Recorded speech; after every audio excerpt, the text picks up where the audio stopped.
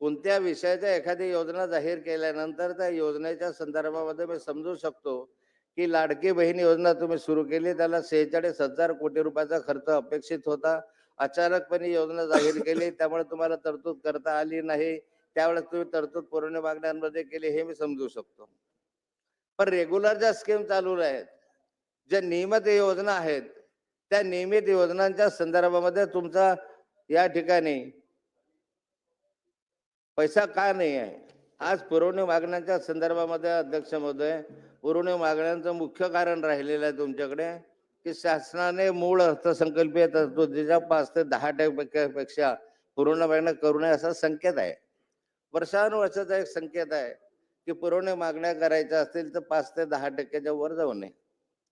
परंतु अलीकडच्या कालखंडामध्ये या पुरवणी मागण्यांचं प्रमाण 11 ते 20% एवढं मोठं राहिलेलं आहे. 11 ते 20% पर्यंत या पुरवणी मागण्यांचं प्रमाण राहिलेलं आहे आणि सध्या हे प्रमाण 20.19-49% वर गेलेलं आहे. मग या संदर्भामध्ये वारंवार पुरवण्या मागण्या मागायच्या आणि पुरवण्या मागण्यापासूनही तुमचा खर्च जर पाहिला तर कोणता खर्च हा तुम्ही या ठिकाणी ज्याला म्हणतो की भांडवली खर्च कोणता होतोय तुमचा? भांडवली खर्च कमी होतोय. राजकोषीय तूट वाढते आहे. महसुली तूट वाढते आहे. महसुली तूट वाढत असताना सभापती महोदय, हे महसुली तूट कमी करण्यासाठी आपल्याकडून काही उपाययोजना याच्यामध्ये दाखवलेली नाहीये, की आम्ही एवढ्या मोठ्या प्रमाणात झालेली हे महसुली तूट आहे. हे महसुली तूट या संदर्भामधले कमी करू, याच्यात काही कोणते हे नाहीये. आणि अध्यक्ष महोदय, मूळ अर्थसंकल्पाच्या तुलनेत आत्ता जे 2025चे तुम्ही डिसेंबरचे जर पाहिले तर 9.93% ही वाढ झालेली आहे. मग अध्यक्ष महोदय, 30 जून रोजी सादर 30 जून रोजी 25ला पुरवण्या मागण्या होत्या 57,509 कोटी रुपये. 70,46,000. मूळ अर्थसंकल्पीय तुलनेत जून जुलै 2015च्या पुरवणी मागण्यांची वाढ होते 7.59%.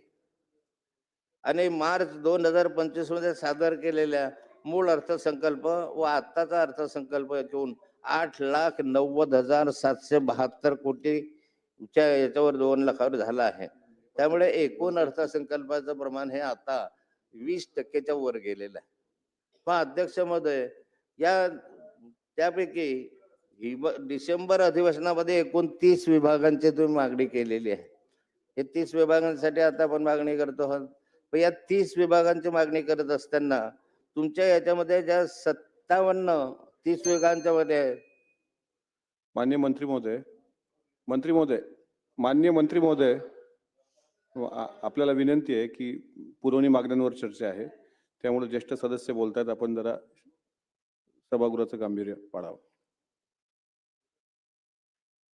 डिसेंबर अधिवेशनात एकूण 30 विभागांच्या पुरवणी मागण्या केल्या आणि या पुरवणी मागण्या त्यामध्ये 57 मागण्यांचा समावेश असून 497 बाबींची त्याच्यामध्ये तुम्ही समावेश केलेला आहे.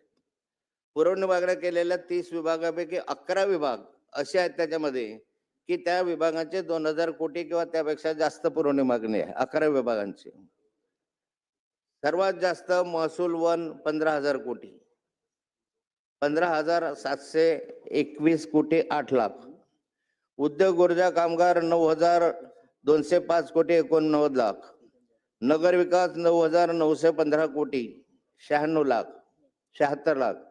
सार्वजनिक बांधकाम 6,000 कोटी 347 लाख. महिला व बालकल्याण 5,024 कोटी 48 लाख. नियोजन विभागाचे 4 लाख. गृह विभागाचे 3,000. सार्वजनिक आरोग्य विभागाचे 3,000. जलसंपदा विभागाचे 3,000. ह्या सगळ्या तुमच्या मागण्या ज्या आहेत त्या 3,000, 6,000, 10,000 अशा सगळ्या विभागांच्या मागण्या आहेत. आणि शालेय शिक्षण विभागाचे सर्वात जास्त म्हणजे 2,395 कोटी रुपये हे शालेय शिक्षण विभागाचे.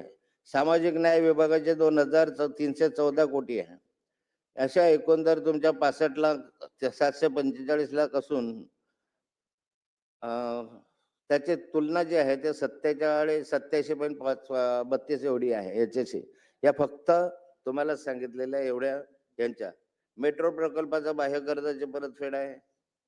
नंतर हिंदू हृदय सम्राट बाळासाहेब ठाकरे समृद्धी महामार्गाच्या इंटेलिजन्स ट्रान्सफर सिस्टीम प्रणाली कार्यान्वित करण्यासाठी 500 कोटीची तरतूद आहे.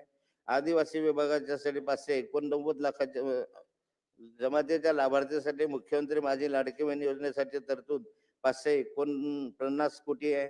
छत्रपती शिवाजी महाराज सन्मान योजनेसाठी तरतूद 500 कोटी आहे. पात्र सहकारी साखर कारखान्यांना सीमांत कर्ज देण्यासाठी 951 कोटी आहे. आणि मुख्यमंत्री लाडकी बहीण योजनेसाठी 4,822 कोटी आहे. माझा प्रश्न असा आहे की हे सारेच्या सारे इतक्या रकमा तुम्ही देत असताना मग कृषी विभागाच्या संदर्भामध्ये फक्त 616 कोटी रुपयाची तरतूद का केली? एका बाजूला अतिवृष्टीचा पैसा मिळाला नाही, दुसऱ्या बाजूला अजूनपर्यंत तुम्ही शेतकऱ्यांच्या पाठीशी होत असताना आत्महत्यांचं प्रमाण कमी झालं नाही, आत्महत्या मोठ्या प्रमाणावर वाढून राहिलेल्या आहे. तिसऱ्या बाजूला शेतकऱ्यांच्यासाठी जो शेतमालाचा भाव आहे त्या शेतमालाला भाव नाही. आज कापूस घेतला तर कापूस 7,000च्या वर नाही आहे, सोयाबीन घेतला तर सोयाबीन 3200 रुपयाच्या वर नाही आहे. त्या ठिकाणी म्हणजे ज्वारी वगैरेचे भाव आहे, हमी भाव सांगितला जातो पण हमी भावापेक्षा कितीतरी कमी दराने विकले जात आहेत.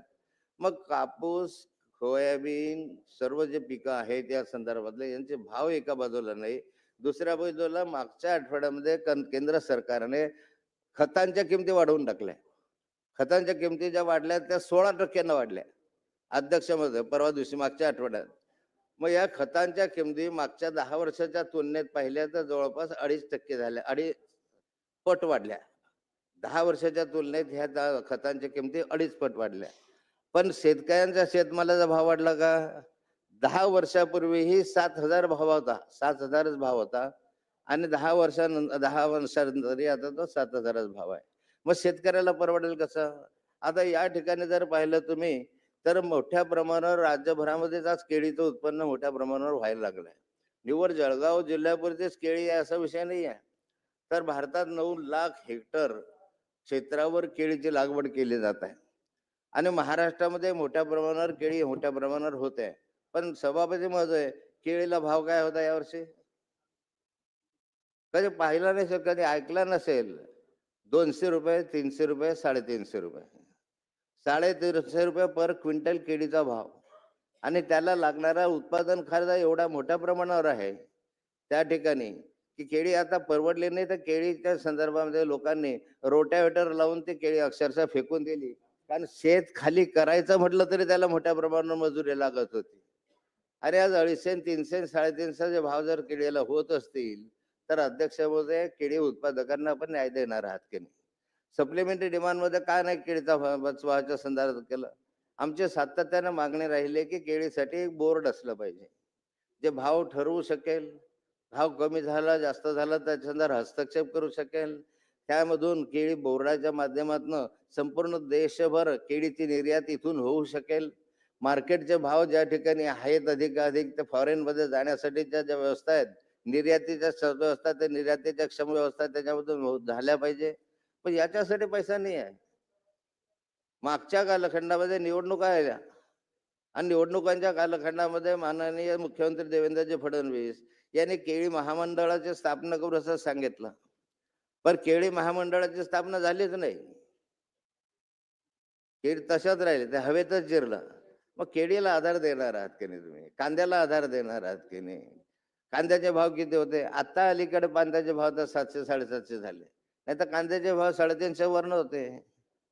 मग कांदा उत्पादकांना नाही, केळी उत्पादकांना नाही, कापूस उत्पादकांना नाही आणि आता बजेटमध्येही त्यांना नाही, 616 कोटी रुपये फक्त. मग अशा स्वरूपामध्ये अध्यक्ष महोदय, या ठिकाणी जगाच्या एकूण उत्पन्नाच्या 30% केळी आपल्या महाराष्ट्रात आता व्हायला लागलेली आहे. सन्मान्य खडसे साहेब, विनंती अशी आहे की ते पुरवणी मागण्यांमध्ये बाब क्रमांक आणि पृष्ठ क्रमांक हा नेमका कुठला चालू आहे ते एकदा जरा बाब क्रमांक 55, पेज क्रमांक 35 त्यावर आपण बोलू. ते ला पहा ना, मी याच्याशिवाय बोलत नाही साहेब. नाही बरोबर आहे, पण ते मी फक्त वाटलंय ना, तुम्ही वाचा. बाब क्रमांक वाचला गेला बाब नाही. क्रमांक 55, पेज क्रमांक 35. हा बोल. केळीचा विषय त्या ठिकाणी केळी निर्यातीने यावर्षी द्राक्ष निर्यातीलाही मागे टाकले. पण अध्यक्ष महोदय, यासाठी लागणाऱ्या ज्या व्यवस्था आहे ह्या व्यवस्था आमच्याकडे पायाभूत सुविधा ज्या पाहिजे होत्या, पुरवणी मागणी. कोल्ड स्टोरेज असेल, फूडवेअर असेल, रेफ्रिजरेटर असेल, ट्रान्सपोर्ट व्हेकल असेल, प्री कुलिंग असेल, हे त्याच्या संदर्भामध्ये आज नाहीये. आणि याप्रमाणे ज्यावेळेस कॉफी टी बोर्ड असेल, स्पाइस म्हणजे मसाल्याचा बोर्ड असेल, टर्मरिक बोर्ड स्थापन केले, त्याप्रमाणे केळीचं बोर्ड स्थापन करावी अशी या पुरवणी मागण्यांच्या माध्यमातून मी मागणी करतोय. अध्यक्ष महोदय, मागणी क्रमांक ZT1 बाब क्रमांक 449, पेज क्रमांक 310. जळगाव जिल्ह्यातील कोथळी तालुक्यातील मुक्ताबाई मंदिरात 2015 मध्ये पर्यटन विभागाकडनं 10 कोटी रुपयाचे वॉटर पार्क मंजूर आहे. सदर काम मागील 6 वर्षापासून निधी अभावी अपूर्णावस्थेतून बंद आहे. वॉटर कामच्या कामास तातडीनं निधी उपलब्ध करून द्यायची विनंती आहे. 7 वर्ष झाले शून्य काम या वॉटर पार्कचं पडलेलं आहे. अर्धवट काम झालेलं आहे. नंतरच्या कालखंडामध्ये याला पैसे मिळाले नाही. त्याला पैसे देऊ नये, अर्धवट असलेलं काम पूर्ण करावं अशी माझी विनंती आहे. मागणी क्रमांक Z1 बाब क्रमांक 465, पेज क्रमांक 320.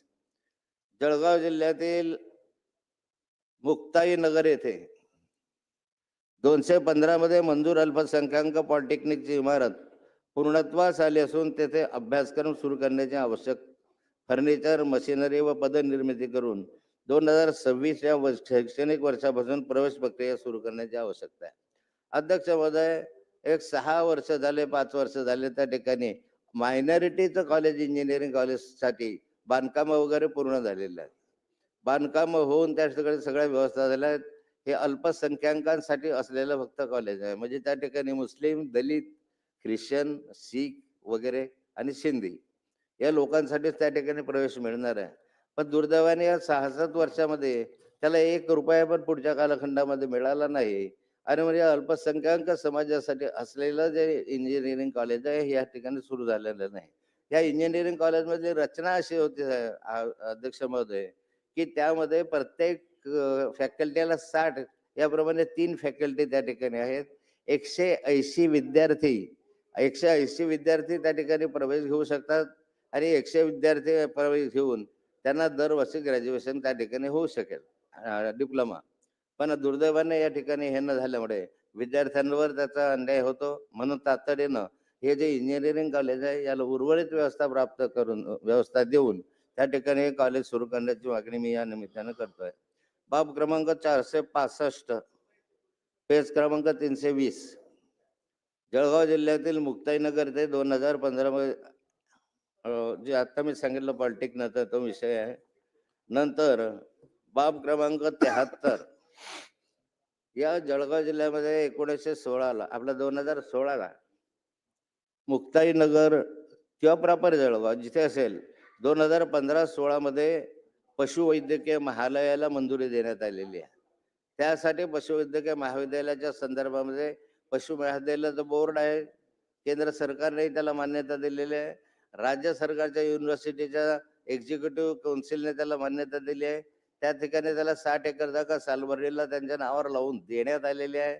परंतु ते त्या मुक्ताईनगरला करायचं का जळगावला करायचं या वादामध्ये ते होऊ शकलं नव्हतं. आता जळगावलाही करायचं असेल तर जळगावलाही करा. परंतु आज 10 वर्ष झाले, जवळपास 9 वर्ष हे पशुवैद्यकीय महाविद्यालय जळगाव जिल्ह्यात आहे. महाराष्ट्रामध्ये फक्त 6 पशुवैद्यकीय महाविद्यालय आहे. फक्त 6 पशुवैद्यकीय महाविद्यालय आहे.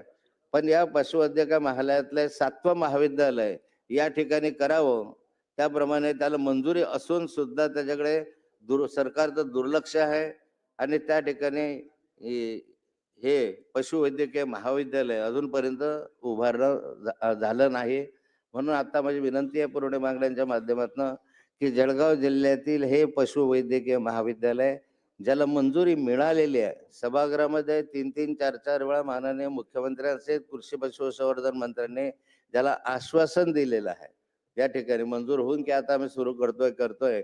परंतु दुर्दैवाने या ठिकाणी प्रशासन आणि शासन याचं दुर्लक्ष झाल्यामुळे पशुवैद्यकीय महाविद्यालय या ठिकाणी होऊ शकलं नाही. ते जळगाव जिल्ह्याचं पशुवैद्यकीय महाविद्यालय आम्हाला परत त्या ठिकाणी या ठिकाणी द्यावं. मागणी बाब क्रमांक 69, पेज क्रमांक 42. महात्मा फुले कृषी विद्यापीठ राहुरी या कृषी विद्यापीठाचे कार्यक्षेत्र खूप मोठे आहे आणि हे कार्यक्षेत्र जे आहे तर गोव्याच्या बॉर्डर पासून तर जळगाव जिल्ह्याच्या बॉर्डर पर्यंत इथपर्यंतच लांब आहे. आणि या ठिकाणी मग या ठिकाणून एक 400-450 किलोमीटरचा प्रवास विद्यापीठात यायला जर कोकण पासून करायचा म्हटला, कोल्हापूर पासून, तर याला जवळपास 300-350 किलोमीटर यावं लागतं. जळगाव पासून जायचं असलं त्या ठिकाणी तरी त्या ठिकाणी आता त्याला ठिकाणी जवळपास 200-250 किलोमीटरचा प्रवास करावा लागतो. आणि म्हणून आमची मागणी राहिलेली आहे ठिकाणी की खानदेशसाठी स्वतंत्र कृषी विद्यापीठाची निर्मिती करावी. 2000 साठी आम्ही मागणी केली होती 2014-15ला की जळगाव जिल्ह्यासाठी एक स्वतंत्र कृषी विद्यापीठ व्हावं. कृषी विद्यापीठ वाहण्याच्या संदर्भात एक समिती त्या कालखंडामध्ये स्थापन करण्यात आली. या समितीने जळगाव, धुळे, नंदुरबार या जिल्ह्यासाठी स्वतंत्र विद्यापीठाची शिफारस शासनाकडे केलेली आहे. म्हणजे शासनाकडे या समितीने शिफारस केलेली आहे, स्वतंत्र विद्यापीठ आम्हाला जळगावला द्यावं आणि ही शिफारस स्वीकारून खानदेशसाठी स्वतंत्र कृषी विद्यापीठ करण्यात यावं, अशी या पुरवणी मागण्यांच्या द्वारे मी मागणी करतो आहे. कृषी विद्यापीठाची स्थापना झाल्यास या प्रकारचा म्हणजे केळी असेल, ऊस असेल, आमच्या भागामधला कापूस असेल, या सर्व पिकांच्या संदर्भामध्ये अधिक संशोधन होऊन न्याय प्राप्त करता येईल, न्याय मिळवून देता येईल या ठिकाणी. आणि माझी मागणी आहे की ज्यासाठी समितीने शिफारस केली आहे, या समितीने त्या ठिकाणी धुळे जिल्ह्यातली, जळगाव जिल्ह्यातली जागा सुद्धा त्या कालखंडामध्ये पाहिलेली आहे. आणि धुळे किंवा जळगाव जिल्ह्यामध्ये ज्या ठिकाणी त्याच्या जागेची उपलब्धता असेल त्या ठिकाणी कृषी विद्यापीठ करावं, अशा स्वरूपाचं त्यांची शिफारस आहे. त्या शिफारशीनुसार आमच्या राहुरी कृषी विद्यापीठाचं विभाजन करून खानदेशसाठी एक स्वतंत्र कृषी विद्यापीठ करण्यात यावं, अशी मी आपल्याला या ठिकाणी मागणी करतोय. जळगाव जिल्ह्यातील नगरपंचायत हे पुनर्वसित शहर आहे. बाब क्रमांक 115, पेज क्रमांक 73. जळगाव जिल्ह्यातील मुक्ताईनगर नगरपंचायत हे पुनर्वसित शहर असून हजारो नागरिकांनी त्या ठिकाणी अतिक्रमण करून घरं बांधलेले आहे. फार पूर्वीपासून घरं बांधले, ग्रामपंचायत होती तेव्हापासून अतिक्रमण करून घरं बांधलेले आहेत आणि त्यामध्ये अतिक्रमण धारकांची संख्या फार मोठ्या प्रमाणावर आहे. मधल्या कालखंडामध्ये नगर विकासाच्या निर्णयानुसार सभापती महोदय, मधल्या कालखंडात नगर विकास विभागाच्या निर्णयानुसार सदर अतिक्रमणे नियमित करण्याची आवश्यकता आहे. नगर विकास विभागाने निर्णय घेतलेला आहे की शहरी वस्तीमध्ये जे पूर्वी ग्रामीण क्षेत्रामध्ये होते नंतर शहरी वस्तीत आले आणि आता नगरपालिका क वर्ग नगरपालिका नगरपंचायती याच्यामध्ये जे काही अतिक्रमण असतील ते कायम करण्याच्या संदर्भात राज्य सरकारने निर्णय घोषित केलेला आहे.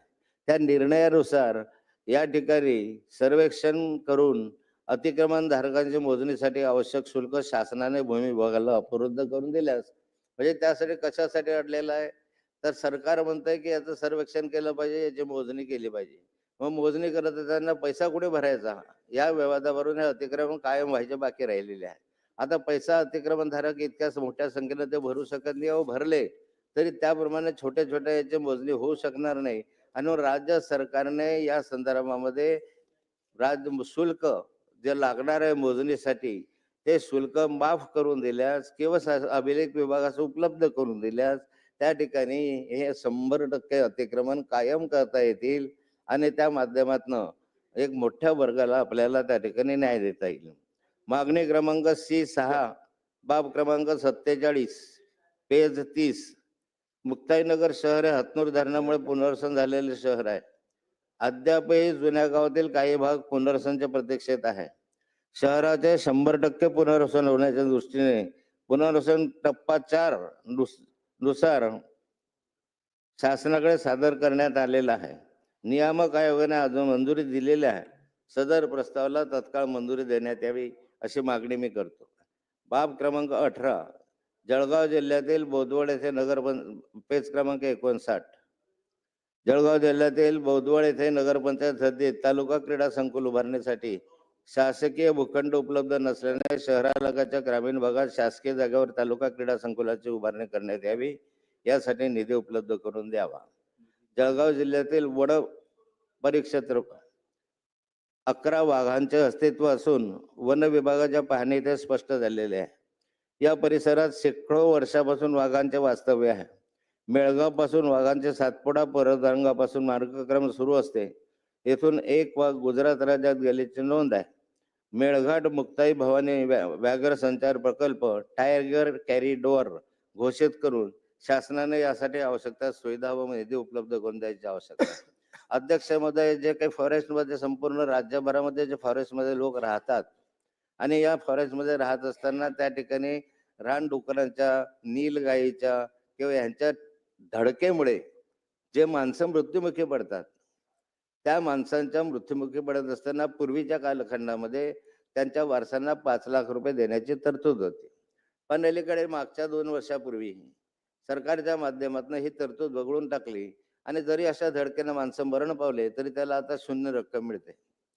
वास्तविक पाहिलं तर जंगलामधून जात असताना जे काही रस्ते आहेत, त्या वन्य प्राण्यांमध्ये ज्या ठिकाणी धडक झाली आणि मरण पावला किंवा अपघातामध्ये जो जखमी झाला, गंभीर स्वरूपाचा जखमी झाला, तर पूर्वी हा पैसा मिळतच होता.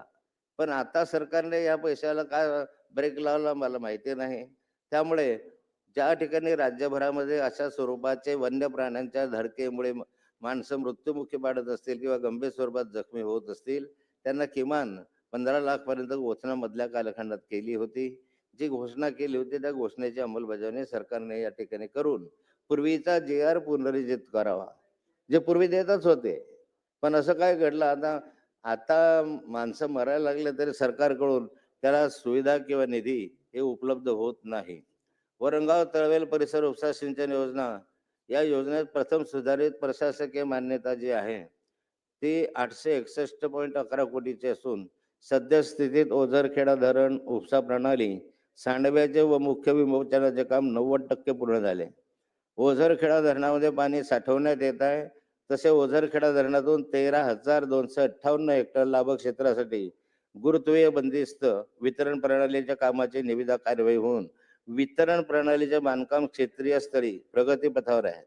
वितरण प्रणाली रोड क्रॉसिंगचे काम करण्याची परवानगी मिळण्याकरता सार्वजनिक बांधकाम विभागाकडे अर्ज केलेला आहे.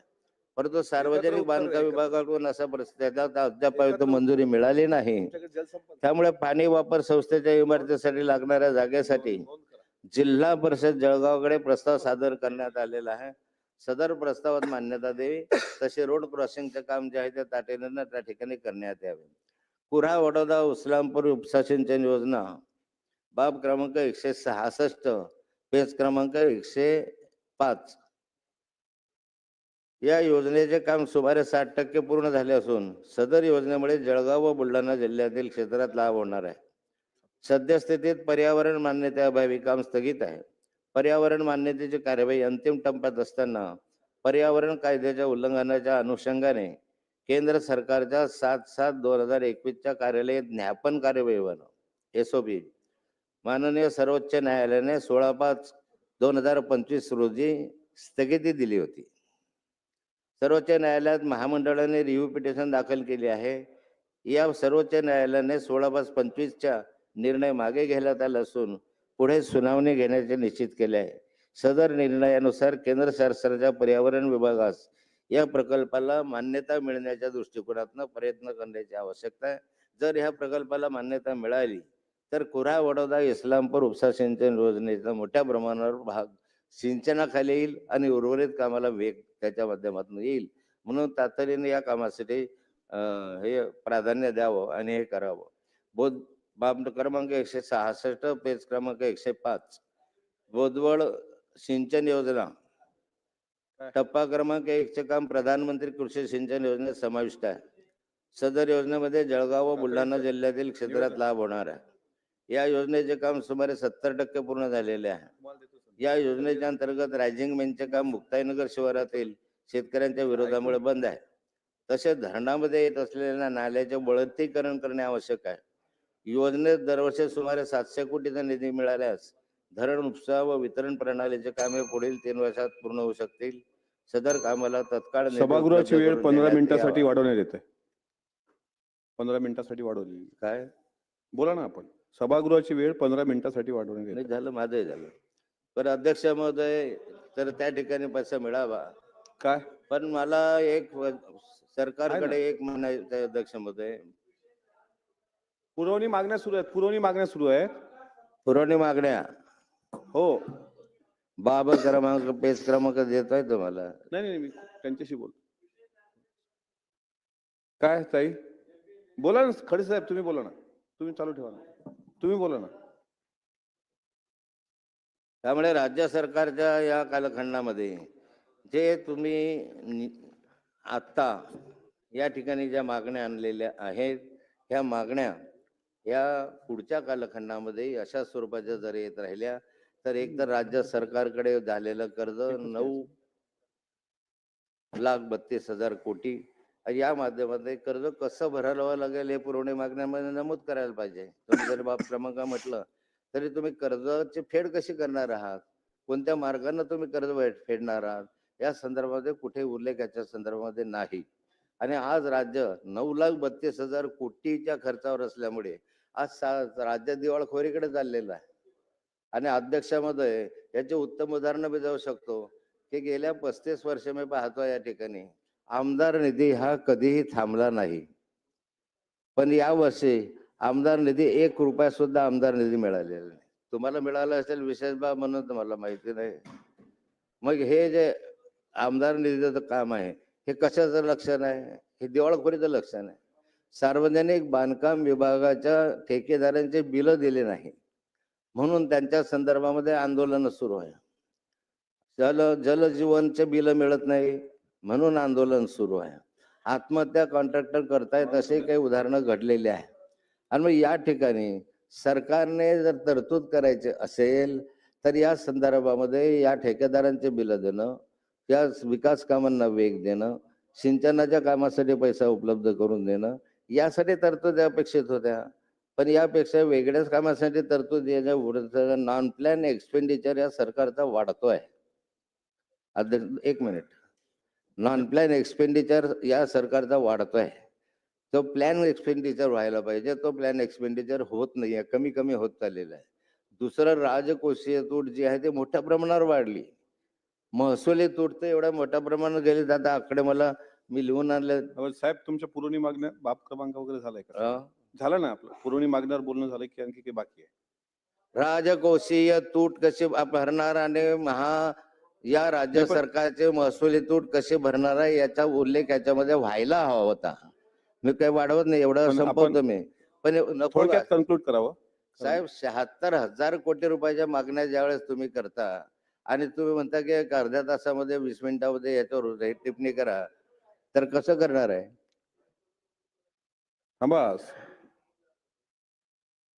कन्क्लूड करा प्लीज, विनंती. ठीक आहे, तुम्ही सांगताय तर मी थांबतो, पण हे सरकारने याचं उत्तर द्यायला हवं अशी माझी अपेक्षा आहे. खर्चाचा वाढता विस्तार तर तो मोठा आहे. पण अध्यक्ष महोदय, या ठिकाणी आपण जर पाहत असाल तर आपल्या याच्यामधलं आत्ताच्या तिथून 76,000 कोटी रुपये दिलेले आहे. मग असे चित्रातही सांगत होत्या की माननीय देवेंद्रजी हे शेतकऱ्यांच्या पाठीशी भक्कमपणे उभे आहे. काही 76,000 कोटी रुपयाच्या ह्या अर्थसंकल्पीय पुरवण्यांमध्ये फक्त 616 कोटी रुपये शेतकऱ्यांसाठी ठेवलेले आहेत. 76,000 कोटी पैकी फक्त 616 कोटी रुपये तुम्ही कृषी, पशुसंवर्धन, दुग्ध विकास, मत्स्य संवर्धन या सगळ्या विभागांशी मिळून तुम्ही फक्त 616 कोटी ठेवले. शेतकरी कसा बळकट होणार? आज शेतकऱ्याच्या दृष्टिकोनातनं जर तुम्ही पाहिलं तर अनेक समस्या शेतकऱ्याच्या आहेत. आणि मग शेतकऱ्याच्या समस्या दूर होण्यासाठी कमीत कमी याचा तरी तुम्ही वापर करायला पाहिजे होता की आता पुरवणी मागण्यांमध्ये आम्ही पोकरा योजना जी बंद पडलेली आहे त्या पोकरा योजनेसाठी काही पदांची निर्मिती करायची आहे. त्या पदांच्या निर्मितीसाठी काही पैसा आम्ही राखून ठेवू. पोकरा 1 आणि पोकरा 2 या योजना 1 ची संपली, 2 ची सुरू झाली. परंतु या ठिकाणी पोकरा 2 योजनेसाठी तुम्हाला त्या ठिकाणी पैसा नाही आहे. केंद्र सरकार काही अनुदान आपल्याला त्याच्यामधून देत आहे. केंद्र सरकारचा हा पैसा खर्च करण्यासाठी सुद्धा तुम्हाला त्या ठिकाणी पदांची निर्मिती करण्यासाठी टाळाटाळ तुम्ही करत आहात. कशासाठी? अध्यक्ष महोदय, या ठिकाणी आज पुरवणी मागण्यांचा हा जो आरा पाहिला तर मागच्या कालखंडामध्ये ज्या वर्षांमध्ये आपण करतो आहोत तर 2010 ते 2014-15 या कालखंडात एकूण अर्थसंकल्पाच्या तुलनेत केलेल्या पुरवणी मागण्यांचे प्रमाण फक्त 11-16% होते. पण आत्ताचं हे प्रमाण जे वाढत चाललेलं आहे ते जवळपास 19% वर गेलेलं आहे. एवढ्या मोठ्या प्रमाणात तुमच्या पुरवण्या मागण्या सातत्यानं वाढत आहे आणि मग नियोजन काय करतो आहोत आपण? कोणत्या विषयाच्या एखादी योजना जाहीर केल्यानंतर त्या योजनेच्या संदर्भामध्ये मी समजू शकतो की लाडकी बहीण योजना तुम्ही सुरू केली, त्याला 46,000 कोटी रुपयाचा खर्च अपेक्षित होता. अचानकपणे योजना जाहीर केली, त्यामुळे तुम्हाला तरतूद करता आली नाही. त्यावेळेस तुम्ही तरतूद पुरवणी मागण्यांमध्ये केली, हे मी समजू शकतो. पण रेग्युलर ज्या स्कीम चालू आहेत, ज्या नियमित योजना आहेत, त्या नियमित योजनांच्या संदर्भामध्ये तुमचा या ठिकाणी पैसा का नाही आहे? आज पुरवणी मागण्यांच्या संदर्भामध्ये अध्यक्ष महोदय, पुरवणी मागण्यांचं मुख्य कारण राहिलेलं आहे तुमच्याकडे की शासनाने मूळ अर्थसंकल्पीय तरतुदीच्या 5 ते 10% पेक्षा पुरवणी मागण्या करू नये असा संकेत आहे. वर्षानुवर्षाचा एक संकेत आहे की पुरवणी मागण्या करायच्या असतील तर 5 ते 10% वर जाऊ नये. परंतु अलीकडच्या कालखंडामध्ये या पुरवणी मागण्यांचं प्रमाण 11 ते 20% एवढं मोठं राहिलेलं आहे. 11 ते 20% पर्यंत या पुरवणी मागण्यांचं प्रमाण राहिलेलं आहे आणि सध्या हे प्रमाण 20.49 वर गेलेलं आहे. मग या संदर्भात वारंवार पुरवण्या मागण्या मागायच्या आणि पुरवण्या मागण्यापासूनही तुमचा खर्च जर पाहिला तर कोणता खर्च हा तुम्ही या ठिकाणी ज्याला म्हणतो की भांडवली खर्च कोणता होतोय तुमचा? भांडवली खर्च कमी होतोय. राजकोषीय तूट वाढते आहे. महसुली तूट वाढते आहे. महसुली तूट वाढत असताना सभापती महोदय, हे महसुली तूट कमी करण्यासाठी आपल्याकडून काही उपाययोजना याच्यामध्ये दाखवलेली नाहीये की आम्ही एवढ्या मोठ्या प्रमाणात झालेली हे महसुली तूट आहे, हे महसुली तूट या संदर्भामधले कमी करू, याच्यात काही कोणते हे नाहीये. आणि अध्यक्ष महोदय, मूळ अर्थसंकल्पाच्या तुलनेत आत्ता जे 2025चे तुम्ही डिसेंबरचे जर पाहिले तर 9.93% ही वाढ झालेली आहे. मग अध्यक्ष महोदय, 30 जून रोजी 30 जून रोजी 25ला पुरवण्या मागण्या होत्या 57,509 कोटी रुपये, 70,46,000. मूळ अर्थसंकल्पीय तुलनेत जून जुलै 2015च्या पुरवणी मागण्यांची वाढ होते 7.59% आणि मार्च 2025 मध्ये सादर केलेल्या मूळ अर्थसंकल्प व आत्ताचा अर्थसंकल्प घेऊन 8,90,772 कोटीच्या याच्यावर 2 लाखावर झाला आहे. त्यामुळे एकूण अर्थसंकल्पाचं प्रमाण हे आता 20%च्या वर गेलेलं आहे. पण अध्यक्ष महोदय, या त्यापैकी डिसेंबर अधिवेशनामध्ये एकूण 30 विभागांची तुम्ही मागणी केलेली आहे. हे 30 विभागांसाठी आता आपण मागणी करतो आहोत. पण या 30 विभागांची मागणी करत असताना तुमच्या याच्यामध्ये ज्या 30 विभागांच्या मध्ये माननीय मंत्री महोदय, माननीय मंत्री महोदय, आपल्याला विनंती आहे की पुरवणी मागण्यांवर चर्चा आहे, त्यामुळे ज्येष्ठ सदस्य बोलतायत, आपण जरा सभागृहाचं गांभीर्य पाळावं. डिसेंबर अधिवेशनात एकूण 30 विभागांच्या पुरवणी मागण्या केल्या आणि या पुरवणी मागण्या त्यामध्ये 57 मागण्यांचा समावेश असून 497 बाबींची त्याच्यामध्ये तुम्ही समावेश केलेला आहे. पुरवणी मागण्या केलेल्या 30 विभागापैकी 11 विभाग असे आहेत त्याच्यामध्ये की त्या विभागांचे 2,000 कोटी किंवा त्यापेक्षा जास्त पुरवणी मागणी आहे. 11 विभागांची. सर्वात जास्त महसूल वन 15,000 कोटी, 15,721 कोटी 8 लाख. उद्योग ऊर्जा कामगार 9,205 कोटी 89 लाख.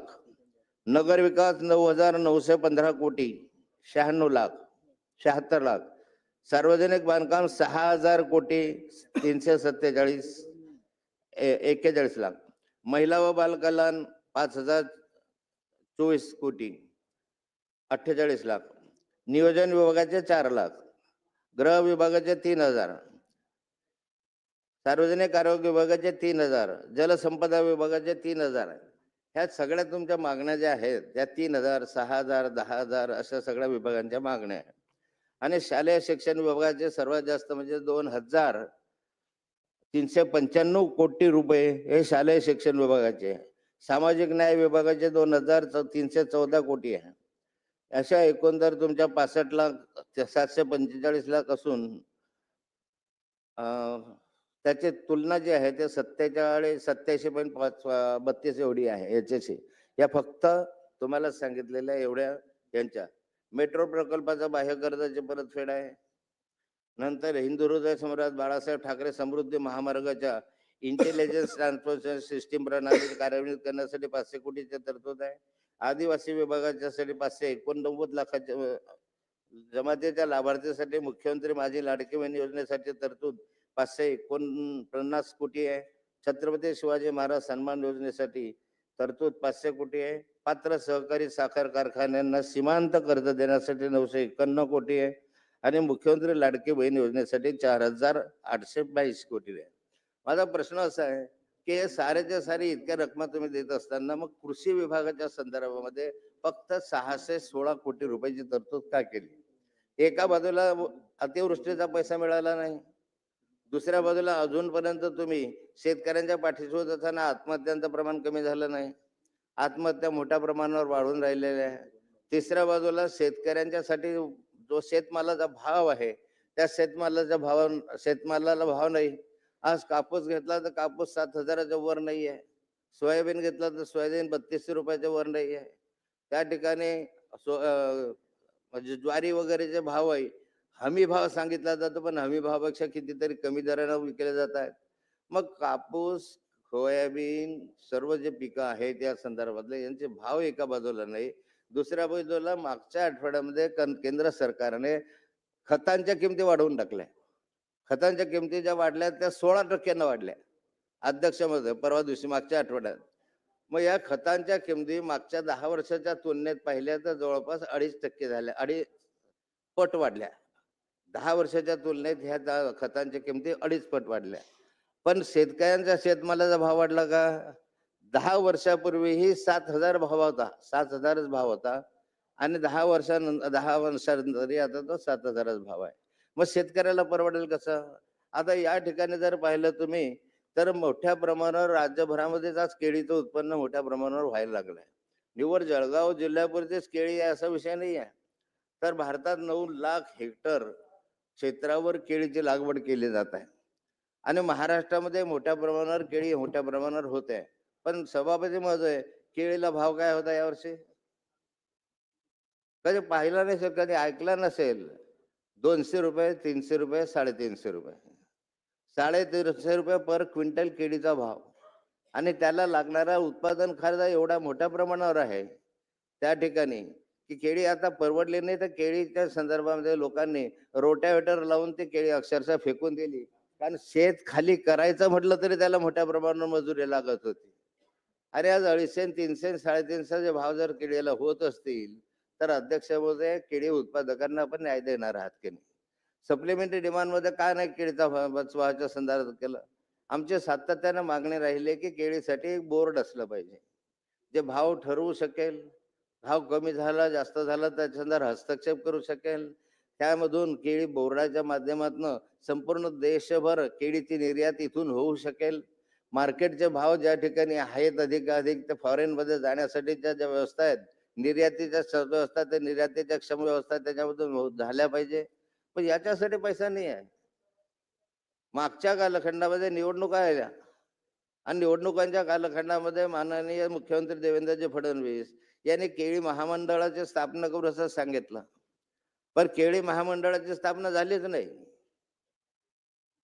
केळी तशाच राहिले, ते हवेतच जिरलं. मग केळीला आधार देणार आहात की नाही तुम्ही? कांद्याला आधार देणार आहात की नाही?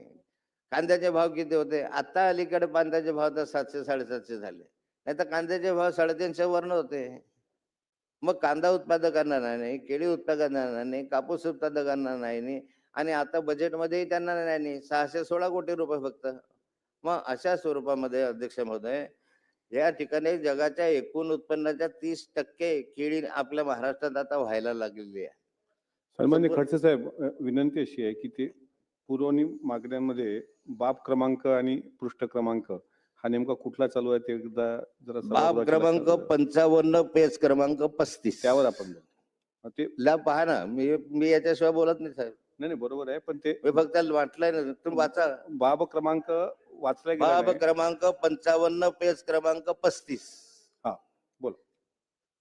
केळीचा विषय त्या ठिकाणी केळी निर्यातीने यावर्षी द्राक्ष निर्यातीलाही मागे टाकले. पण अध्यक्ष महोदय, यासाठी लागणाऱ्या ज्या व्यवस्था आहे त्या व्यवस्था आमच्याकडे पायाभूत सुविधा ज्या पाहिजे होत्या, पुरवणी मागणी. कोल्ड स्टोरेज असेल, फूडवेअर असेल, रेफ्रिजरेटर असेल, ट्रान्सपोर्ट व्हेकल असेल, प्री कुलिंग असेल, हे त्याच्या संदर्भामध्ये आज नाहीये. आणि याप्रमाणे ज्यावेळेस कॉफी टी बोर्ड असेल, स्पाइस म्हणजे मसाल्याचा बोर्ड असेल, टर्मरिक बोर्ड स्थापन केले, त्याप्रमाणे केळीचं बोर्ड स्थापन करावी अशी या पुरवणी मागण्यांच्या माध्यमातून मी मागणी करतोय. अध्यक्ष महोदय, मागणी क्रमांक ZT1, बाब क्रमांक 449, पेज क्रमांक 310. जळगाव जिल्ह्यातील कोथळी तालुक्यातील मुक्ताबाई मंदिरात 2015 मध्ये पर्यटन विभागाकडनं 10 कोटी रुपयाचे वॉटर पार्क मंजूर आहे. सदर काम मागील 6 वर्षापासून निधी अभावी अपूर्णावस्थेतून बंद आहे. वॉटर कामच्या कामास तातडीनं निधी उपलब्ध करून द्यायची विनंती आहे. 7 वर्ष झाले शून्य काम या वॉटर पार्कचं पडलेलं आहे. अर्धवट काम झालेलं आहे. नंतरच्या कालखंडामध्ये याला पैसे मिळाले नाही. त्याला पैसे देऊ नये, अर्धवट असलेलं काम पूर्ण करावं अशी माझी विनंती आहे. मागणी क्रमांक Z1, बाब क्रमांक 465, पेज क्रमांक 320. जळगाव जिल्ह्यातील मुक्ताई नगर येथे 215 मध्ये मंजूर अल्पसंख्याक पॉलिटेक्निकची इमारत पूर्णत्वास आली असून तेथे अभ्यासक्रम सुरू करण्याचे आवश्यक फर्निचर, मशिनरी व पदनिर्मिती करून 2026 या शैक्षणिक वर्षापासून प्रवेश प्रक्रिया सुरू करण्याची आवश्यकता आहे. अध्यक्ष महोदय, एक 6 वर्ष झाले, 5 वर्ष झाले त्या ठिकाणी मायनॉरिटीचं कॉलेज, इंजिनिअरिंग कॉलेजसाठी बांधकाम वगैरे पूर्ण झालेलं आहे. बांधकाम होऊन त्या ठिकाणी सगळ्या व्यवस्था झाल्या आहेत.